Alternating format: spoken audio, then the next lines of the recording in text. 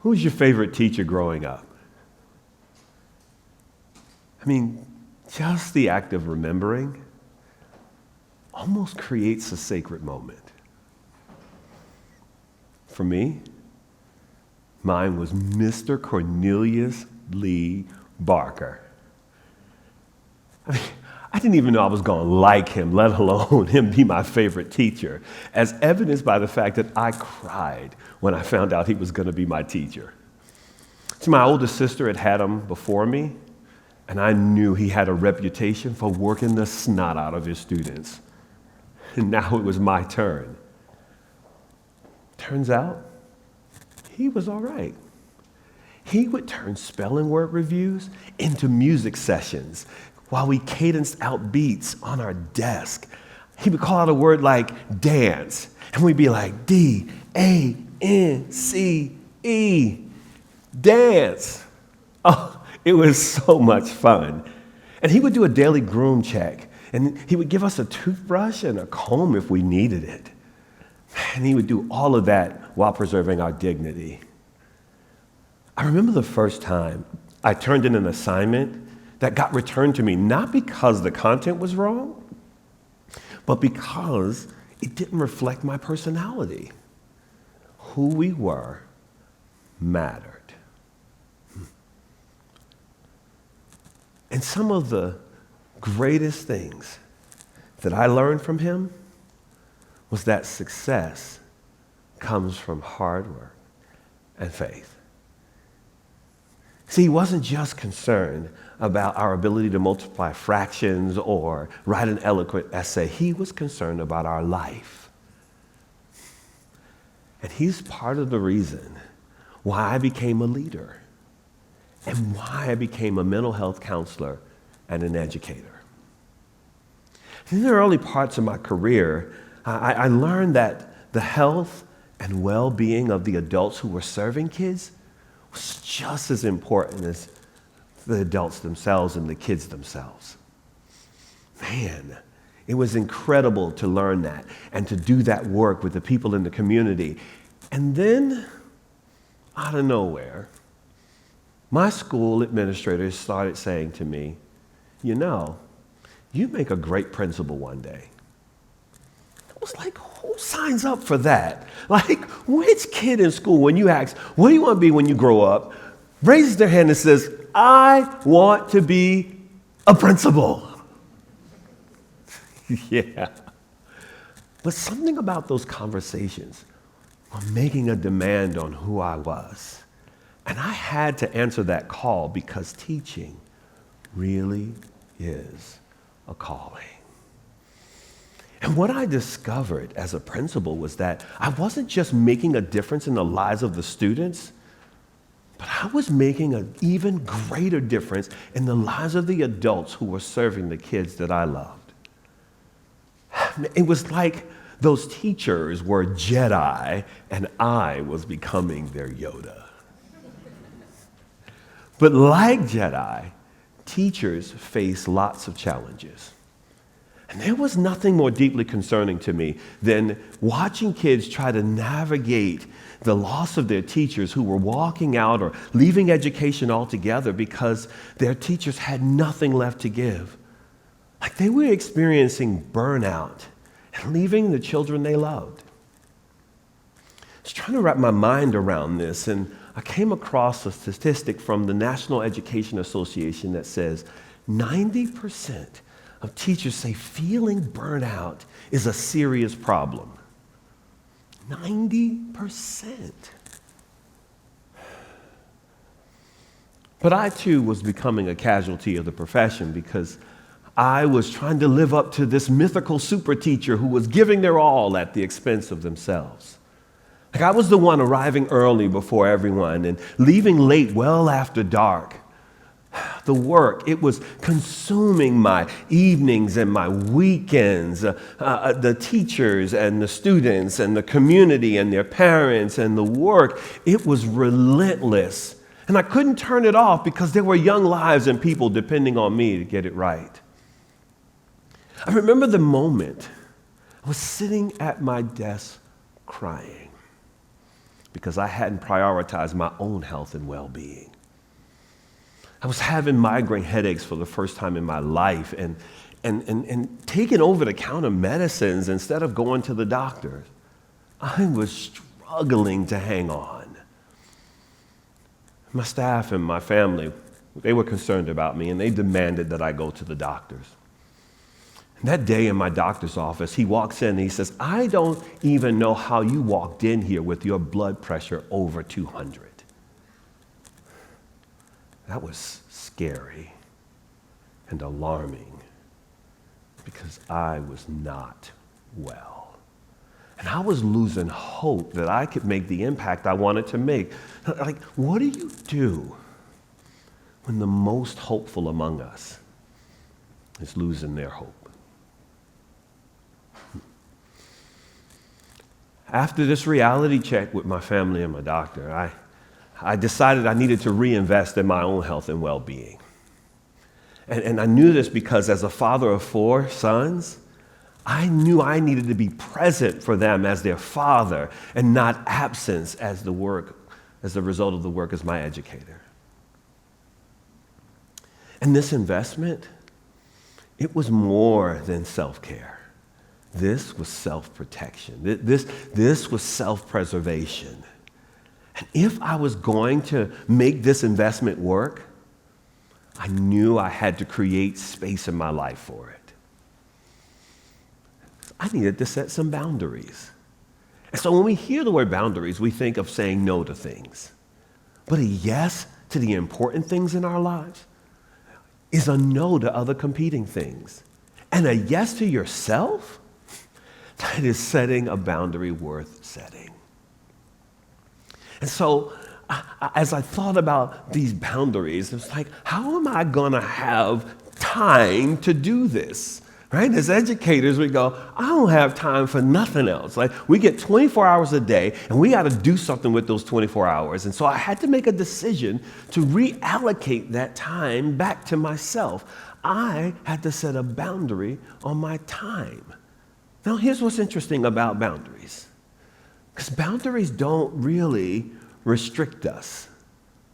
Boundaries actually help us create space for more. And so in setting this boundary around my time, here's what I knew, that there wasn't going to be enough time for me to complete all of the schoolwork that needed to get done, because there's always more schoolwork to get done. And so I had to set this boundary, because if you come to work, educators, before the sun rises, you probably should go home before it sets. But that wasn't the only place I needed a boundary. I needed a boundary in my attention that I was giving to the parents of the students that I was serving. Like, they shouldn't have more access to us than our own families.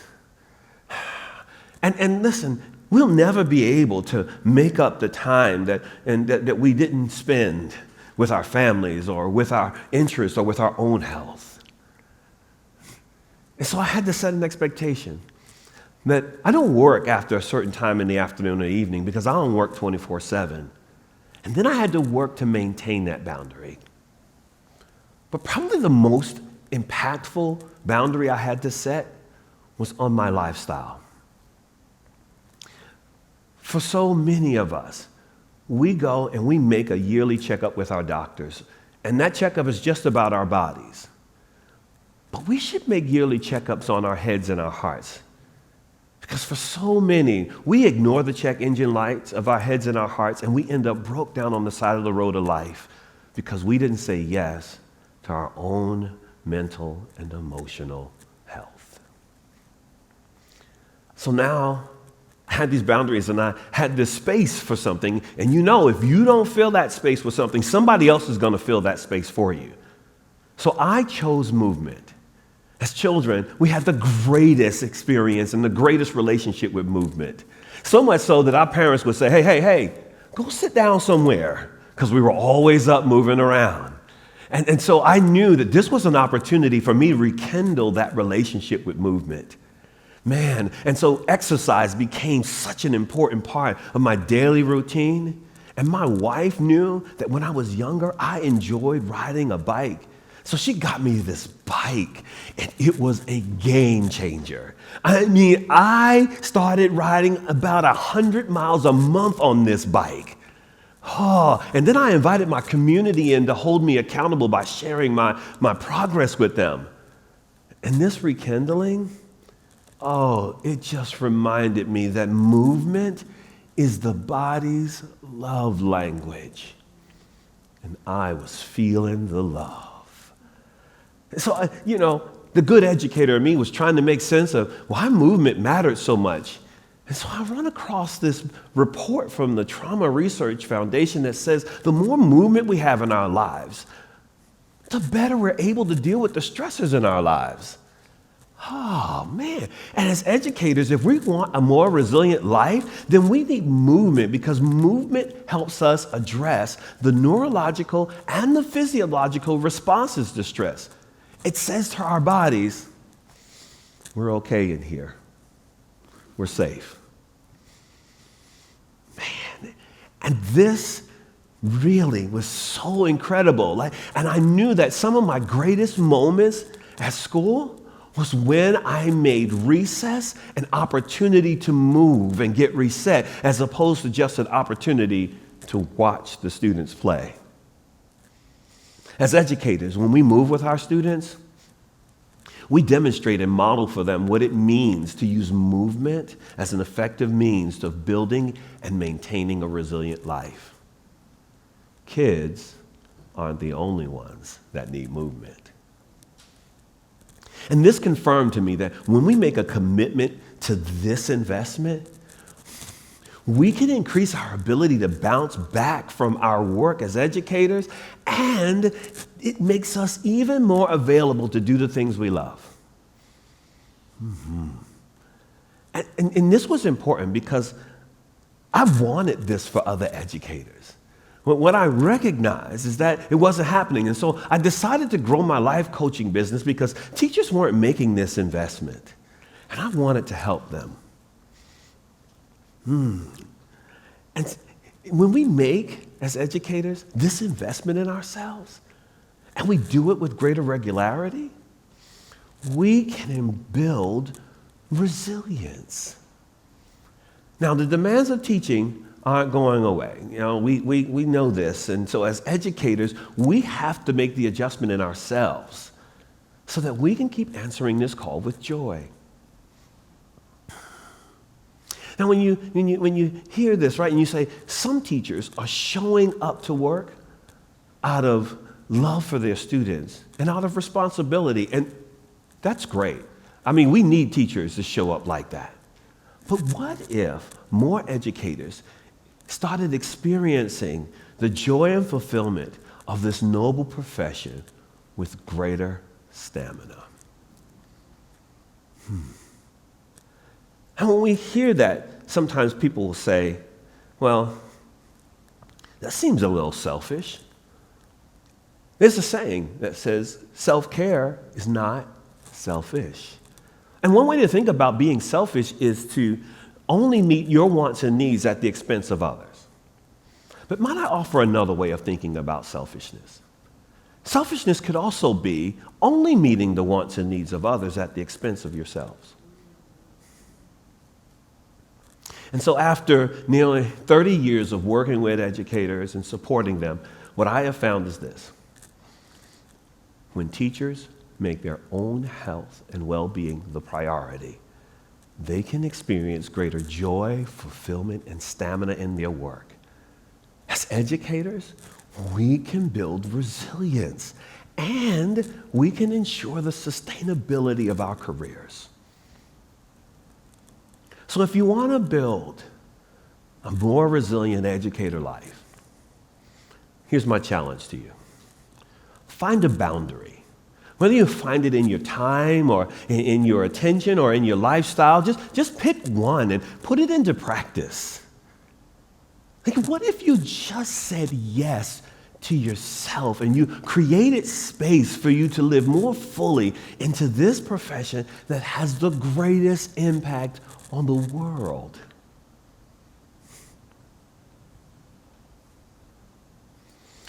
So here's my final challenge.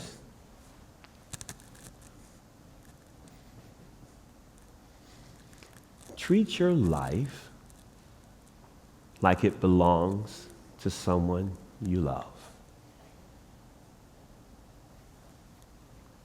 Because it does. Thank you.